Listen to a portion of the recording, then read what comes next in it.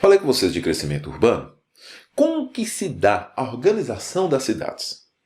Normalmente a organização das cidades, elas iniciam-se com a zona central. No começo dessa zona urbana, dessa cidade, essa zona central não há uma diferenciação. O que é região comercial, o que é região residencial. Com o crescimento da cidade, cria-se normalmente em volta dessa zona central uma primeira zona residencial. Com o passar do tempo, o crescimento da cidade, a gente vê essa distribuição, ou seja, a zona central foca-se na questão comercial, porque há uma expulsão de residências, casas daquele local. Mas isso é forçado?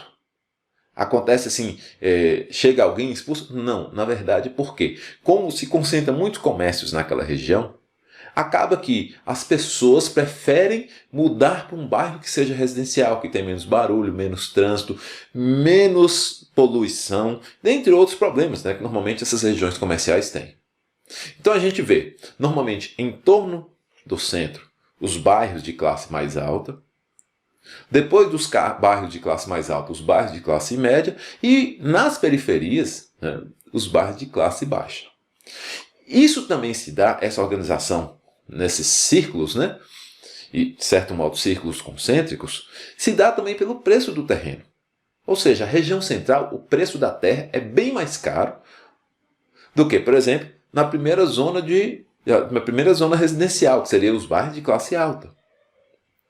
Da sua forma também, os bairros de classe média, que seria a segunda zona residencial, já tem um preço menor do metro quadrado. E o mais barato nós vamos ver nas periferias, nos bairros de classe baixa. Então, por que a gente tem essa formação? Ou seja, as pessoas elas acabam ocupando as áreas de acordo com o que ela tem de recurso. Então ela consegue comprar terrenos onde as pessoas mais ricas nos bairros de classe alta, as pessoas medianas, né, com média renda, nos bairros chamados, né, de classe média, e as pessoas pobres normalmente nas periferias. Outro ponto que é interessante abordar nessa ideia de formação da cidade é o aproveitamento de áreas. Por que normalmente as áreas mais baratas, menos valorizadas, ou, na maioria das vezes de risco, são ocupadas por pessoas pobres? Como eu já falei com vocês, porque eles não têm renda suficiente, dinheiro suficiente para conseguir comprar imóveis em áreas mais valorizadas e, normalmente, áreas que não oferecem risco.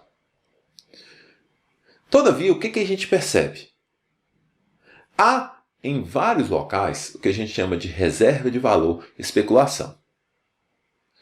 Constrói-se, por exemplo, um conjunto habitacional bem distante do centro da cidade. Só que entre esse conjunto habitacional e o primeiro bairro, né, a gente tem um vazio, uma área sem ocupação.